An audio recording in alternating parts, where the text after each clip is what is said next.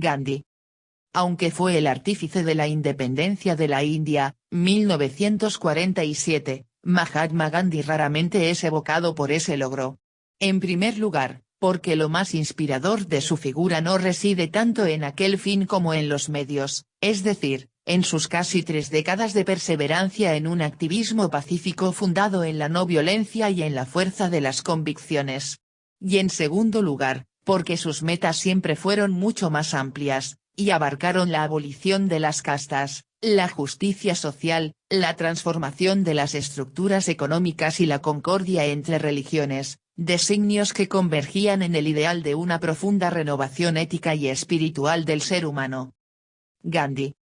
Hombre de austeridad inflexible y absoluta modestia, que se quejaba del título de Mahatma, gran alma, que le había dado contra su voluntad el poeta Rabindranath Tagore. Mahatma Gandhi se cuenta entre los grandes personajes que, con su pensamiento y su acción, cuestionaron y llegaron a alterar el establishment político e ideológico del mundo en el siglo XX y se erigieron en referente de todo tipo de movilizaciones contra la injusticia. Para calibrar su influencia basta recordar que fue el modelo inspirador de líderes y activistas como Martin Luther King o Nelson Mandela. En un país en que la política era sinónimo de corrupción, Gandhi introdujo la ética en la vida pública a través de la palabra y el ejemplo. Vivió en una pobreza sin paliativos, jamás concedió prebendas a sus familiares y rechazó siempre el poder político, antes y después de la liberación de la India. Tal idiosincrasia ha convertido al apóstol de la no violencia en un caso único entre los revolucionarios de todos los tiempos, y en el más admirado, cuando no venerado, de los líderes espirituales modernos. Biografía. Mohandas Karamchand Gandhi nació el 2 de octubre de 1869 en la ciudad costera de Porbandar, situada en el extremo noroeste de la India, en la región de Gujarat. Tal región era entonces un mosaico de minúsculos principados, cuyos gobernantes tenían un poder absoluto sobre la vida de sus súbditos. Su padre, Karamchand Gandhi, era el primer ministro de Porbandar y pertenecía a la casta de los Banias, mercaderes de proverbial astucia y habilidad en el comercio. Su madre, llamada Putlibai, procedía de la secta de los Pranamis, quienes mezclaban el hinduismo con las enseñanzas del Corán. La madre de Gandhi era una mujer profundamente religiosa y austera que dividía su tiempo entre el templo y el cuidado de los suyos, amén de practicar frecuentes ayunos. En la formación espiritual de Mohandas, que sentía un ilimitado amor por sus padres, concurrieron, además de la adoración a la diosa Vishnu que profesaba a la familia, una serie de culturas y credos amalgamados, el hindú, el musulmán y el jain. Este último tuvo especial influencia en su filosofía. Los jainistas practicaban la no violencia no solo con los animales y los seres humanos, sino incluso con las plantas, los microbios, el agua, el fuego y el viento. Ejemplo típico de tardía genialidad, Gandhi fue un adolescente silencioso, retraído y nada brillante en los estudios, que pasó sin llamar la atención por las escuelas de Rajkot. A los 13 años, siguiendo la costumbre hindú, lo casaron con una niña de su edad llamada Kasturbai, con quien estaba prometido desde los 6 años sin saberlo. El joven esposo se enamoró apasionadamente de la muchacha, y por hacer el amor con ella abandonó el lecho de su padre moribundo la misma noche en que éste murió. El suceso dejó un sentimiento de culpa imborrable en Gandhi, que más tarde se declararía en contra del matrimonio entre niños y a favor de la continencia sexual. Kasturba y Gandhi y los 4 hijos del matrimonio, Sudáfrica, 1902. Como sus calificaciones no mejoraron en el instituto, la familia decidió enviarlo a Londres para seguir los cursos de abogacía del Inner Temple, cuyas exigencias eran menores que las de las universidades indias.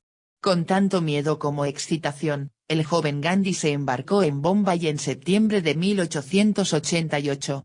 Tenía 19 años y acababa de ser padre por primera vez. Antes de partir había prometido solemnemente a su madre no seguir la costumbre inglesa de comer carne, dado que el visnuismo lo prohibía. Varias veces en su adolescencia había transgredido tal norma, impulsado por un amigo que le aconsejaba la carne para parecerse en fortaleza a los ingleses. En Londres vivió 3 años, 1888-1891, periodo en que se produjo uno de los hechos más determinantes de su vocación, el descubrimiento de Oriente a través de Occidente. En efecto, en la capital inglesa comenzó a frecuentar a los teósofos, quienes lo iniciaron en la lectura del primer clásico indio, el Bhagavad Gita, al que llegaría a considerar el libro por excelencia para el conocimiento de la verdad. También allí entró en contacto con las enseñanzas de Jesucristo, y durante un tiempo se sintió tan atraído por la ética cristiana que dudó entre esta y el hinduismo. De esa época son sus intentos de sintetizar los preceptos del budismo, el cristianismo, el islam y su religión natal a través de lo que señaló como el principio unificador de todos ellos, la idea de renunciación. En estos años decisivos para su formación intelectual leyó a León Tolstoy, en quien más tarde encontraría el guía para el perfeccionamiento de la práctica y la teoría de la no violencia. Y cuando regresó a la India con el título de abogado, lo hizo con sus señas de identidad orientales, había ido en busca de la sabiduría occidental y retornaba con el secreto que había hecho sabios a los hindúes. En Sudáfrica, 1893-1915. Al volver a Porbandar encontró a su familia desintegrada, la madre había muerto poco antes y los Gandhi habían perdido toda influencia en la corte principesca. Como abogado no halló muchas perspectivas, ya que su primera actuación profesional terminó en un humillante fracaso, pues enmudeció al dirigirse al tribunal y no pudo continuar. Fue entonces cuando una factoría comercial musulmana le ofreció un contrato para atender un caso de la empresa en la ciudad sudafricana de Durban, y Gandhi no dejó pasar la oportunidad. En 1893 embarcó hacia Sudáfrica. Gandhi en su etapa sudafricana, c. 1906.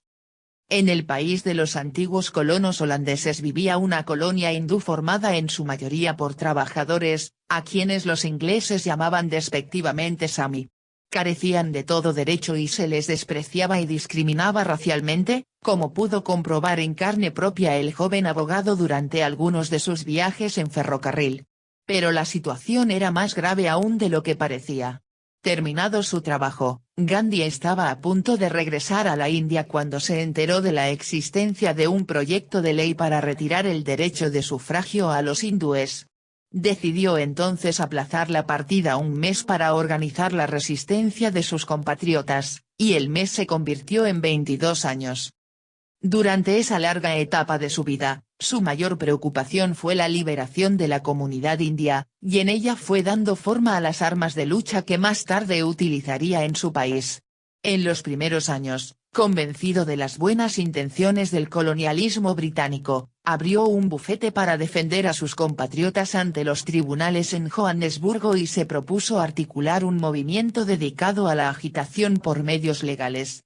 Fundó el periódico The Indian Opinion para aglutinar a la comunidad india y, como instrumento de agitación legal, creó el Congreso Indio de Natal. Sus simpatías anglófilas le llevaron durante la guerra contra los Boers a organizar el Cuerpo Indio de Ambulancias, acción que mereció duras críticas por parte de los nacionalistas indios. A partir de 1904, la actividad de Gandhi sufrió un cambio notable. Después de leer la crítica del capitalismo contenida en Un Totis Last, de John Ruskin, modificó su estilo de vida y pasó a llevar una sencilla existencia comunitaria en las afueras de Johannesburgo, donde fundó una comuna llamada Tolstoy. En esa época bosquejó la teoría del activismo no violento, que puso en marcha por primera vez para oponerse a la ley de registro. Esta ley obligaba a todos los indios a inscribirse en un registro especial con sus huellas dactilares. Gandhi ordenó a sus compatriotas que no se inscribieran, que comerciaran en las calles sin licencia y, más tarde, que quemaran sus tarjetas de registro frente a la mezquita de Johannesburgo. Como muchos de sus seguidores, fue a parar a la cárcel varias veces, pero el movimiento de resistencia civil obtuvo varios éxitos parciales. En 1913, la protesta contra un impuesto considerado injusto se tradujo en una marcha a través del Transvaal, hasta Natal. Al año siguiente las autoridades británicas dieron marcha atrás con dicho impuesto y autorizaron a los asiáticos a residir en Natal como trabajadores libres. La victoria parecía total, y Gandhi, que había abandonado las vestimentas europeas en señal de protesta, partió definitivamente de Sudáfrica con su mujer y sus hijos. A largo plazo, todos los logros de la comunidad india se perdieron, y las autoridades de aquel país endurecieron aún más su política racista, pero Sudáfrica había sido el banco de pruebas donde Gandhi desarrolló y ensayó las tácticas que más tarde habría de utilizar en su tierra natal. El apóstol de la no violencia. Precedido por la aureola de sus exitosas campañas en el extranjero, Gandhi llegó a la India en 1915 y fue recibido como un verdadero héroe. Las masas de Bombay le tributaron un caluroso recibimiento, el gobernador inglés acudió a saludarlo y el poeta Rabindranath Tagore le dio la bienvenida en su Universidad Libre de Santiniketan. A poco de llegar, fundó en la ciudad de Ahmedabad una comunidad casi monástica en la que estaban prohibidas las vestimentas extranjeras, las comidas con especias y la propiedad privada. Sus miembros se dedicaban únicamente a dos trabajos materiales, la agricultura, para obtener el sustento, y el tejido a mano, para procurarse el abrigo. Allí dio comienzo a una lucha que Gandhi habría de sostener durante toda su vida, la batalla contra las lacras del hinduismo y a favor de los intocables. El primer paso fue admitirlos como miembros de la comunidad. En esos primeros años, Gandhi abandonó toda agitación política a fin de apoyar los esfuerzos bélicos de Gran Bretaña en la Primera Guerra Mundial, llegando incluso al reclutamiento de soldados para el ejército inglés.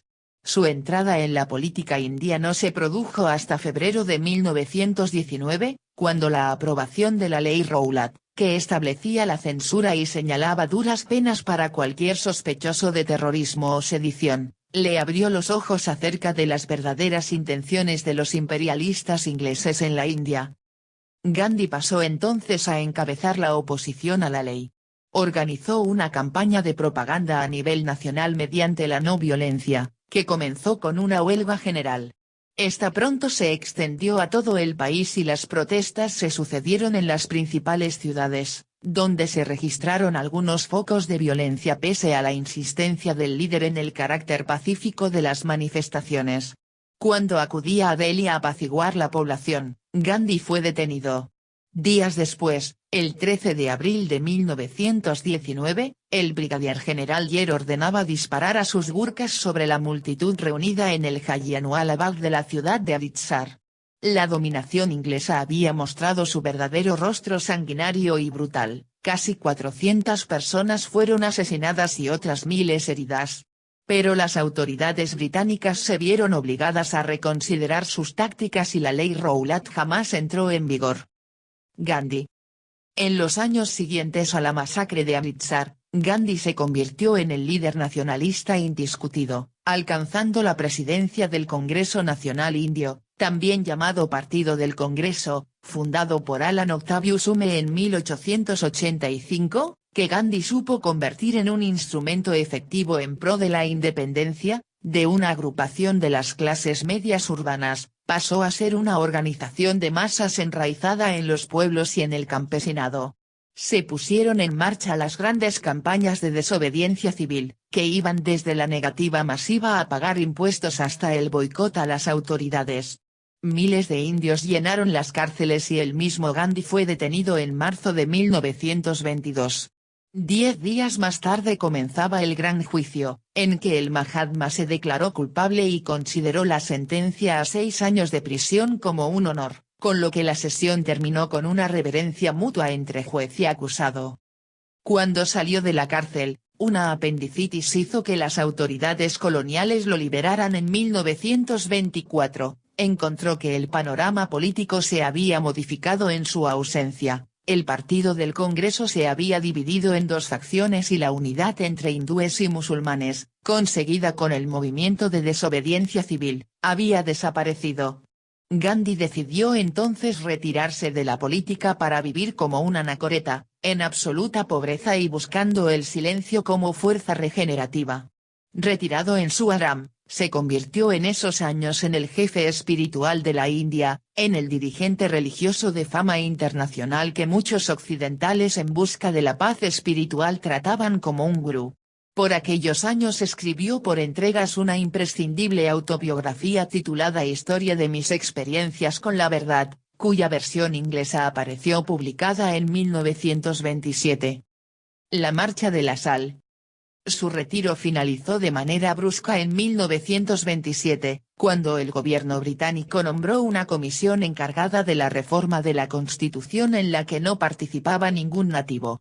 A la cabeza de la lucha política, Gandhi consiguió que todos los partidos del país hicieran el boicot a dicha comisión.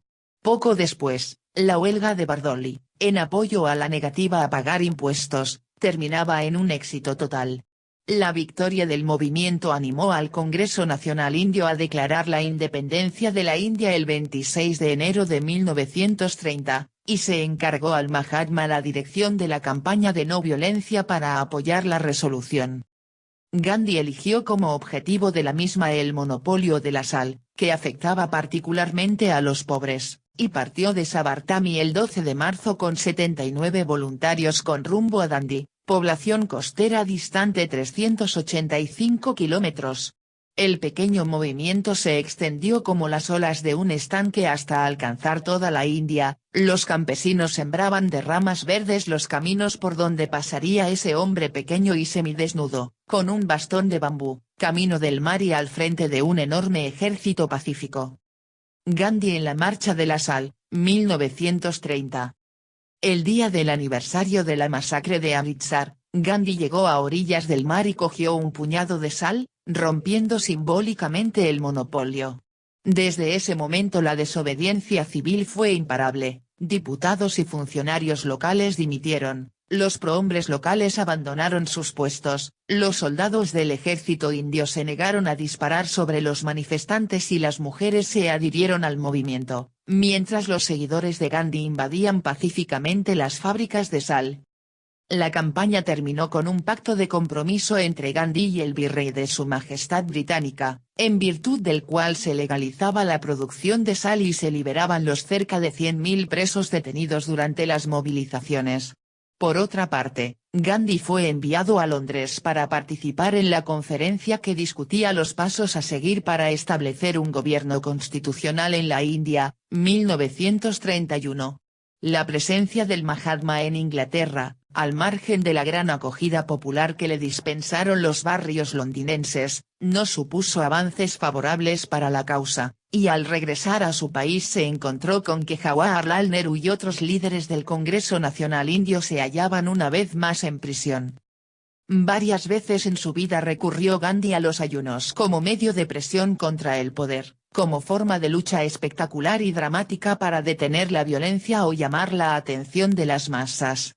La falta de humanidad del sistema de castas, que condenaba a los parias a la absoluta indigencia y ostracismo, hizo que Gandhi convirtiera la abolición de la intocabilidad en una meta fundamental de sus esfuerzos. Y desde la prisión de Yerbada, donde había sido confinado nuevamente, realizó en 1932 un ayuno hasta la muerte en contra de la celebración de elecciones separadas de hindúes y parias. Ello obligó a todos los líderes políticos a acudir junto a su lecho de prisionero para firmar un pacto con el consentimiento inglés.